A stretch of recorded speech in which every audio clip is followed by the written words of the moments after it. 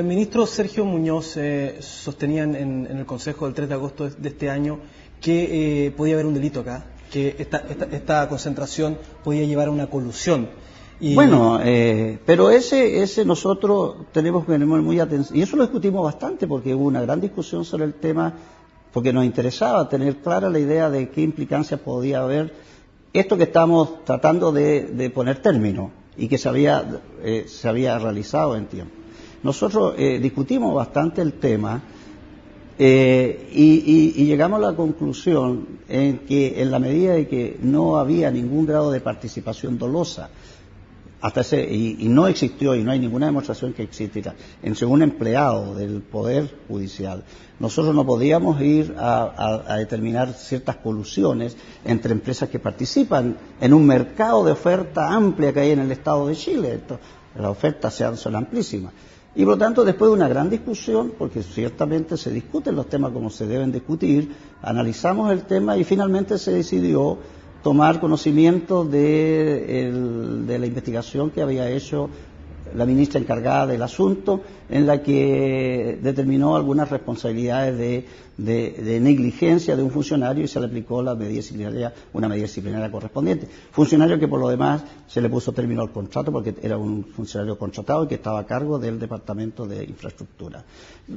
Pensamos en mayoría, o sea, finalmente se decidió porque no hubo acuerdo ni voto disidente al final, porque esa es una discusión que se asentó grupo colegiado, que se pone el caso, nos ponemos el caso. Esto puede ser delictivo, porque en otra oportunidad lo hicimos. Sí. Lo hicimos y analizamos también el tema y decidimos, por ejemplo, que en el asunto de los pasajes Falabella había un problema que podía tener implicancias penales y mandamos los antecedentes a la justicia del crimen. También lo hicimos en un asunto con un funcionario que sí era siendo un empleado nuestro, tenía un cierto grado de parentesco con una empresa que participó en un proceso de licitación, que de apellido San Martín, entiendo. Y también lo mandamos a la justicia. Este era un tema, digamos, distinto, en que la posible, un cambio que íbamos a tratar. Ahora lo vamos a hacer así de ahora en adelante. Lo para atrás está hecho. Lamentablemente a lo mejor participaron en empresas que eran coligadas y por lo tanto ahí vimos y decidimos que no había ninguna implicancia de carácter penal que nosotros estuviéramos obligados a decidir poner los antecedentes en la justicia del crimen. No nos sentíamos obligados por eso. Ministro, lo que más nos llama la atención de ese consejo, se lo digo desde una perspectiva periodística, sí. Quizás no tan jurídica. Usted debe ser de las autoridades más altas que hay en el país. Sí. Te entiendo que la tercera en términos de sí. En esa misma sesión usted señalaba que no se atrevía a poner estos antecedentes en poder del Ministerio Público. Por eso le pregunto, ¿cómo podemos entender esa situación? Mire, en eso se discuten muchas posibilidades. Es decir, oiga, si esto no es delito, si no es delito, ¿por qué vamos a hacer una denuncia? Si hacemos una denuncia, vamos a tener que aceptar que vengan policía, que venga Ministerio Público, a título de que si nosotros estamos convencidos que no hay delito. Pero uno de los ministros señalaba de que podía haber, por eso le pregunto. Que finalmente no hizo ni siquiera opinión final, porque él manifestó una opinión y nosotros lo conversamos y él finalmente se convenció, porque si no habría puesto en el acta, pues yo tengo el acta acá, el acta se terminó finalmente.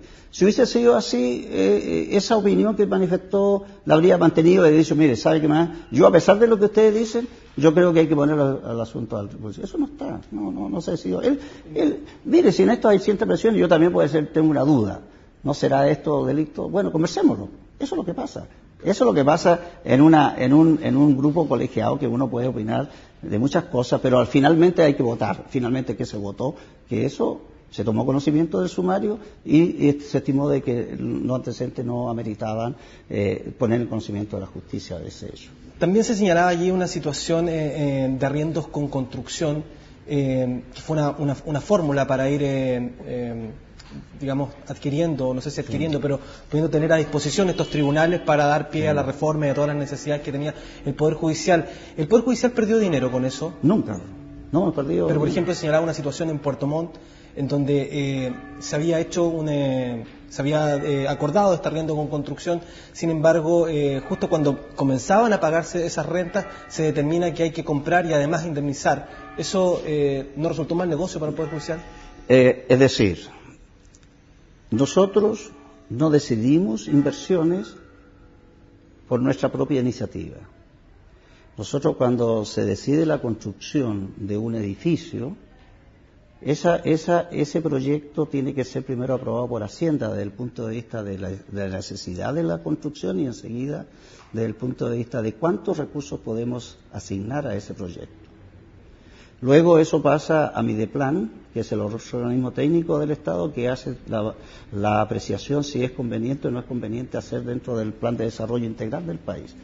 Y por lo tanto nosotros no hacemos ninguna inversión por sobre una cantidad mayor de la que el ministro de Hacienda o Mideplan está disponible para hacerlo. Nosotros lo que tratamos siempre de hacer en las licitaciones es comprar algo a un menor precio de eso, y eso siempre lo hicimos. Lo más que hemos podido hacer es llegar a la cantidad que no.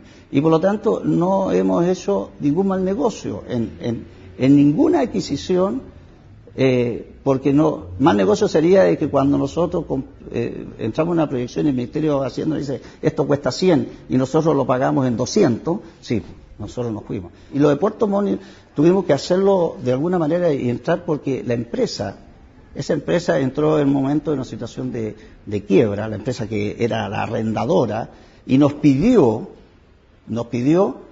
que cediéramos el contrato a otra empresa. Y ahí nos pusimos, dijimos, bueno, ceder el contrato significa que otra empresa va a asumir el compromiso que asumió esta. Y vimos qué recursos teníamos. Teníamos recursos para comprar el contrato y lo compramos al precio fijado. Ahora, esto se negocia, por último, pueden haber altos o bajos, pero generalmente hacemos buenos negocios. En mi opinión, yo creo que hicimos un buen negocio con adquirir un inmueble, vaya a verlo, allá en Puerto Montt, es una de las obras buenas que hay en Puerto Montt.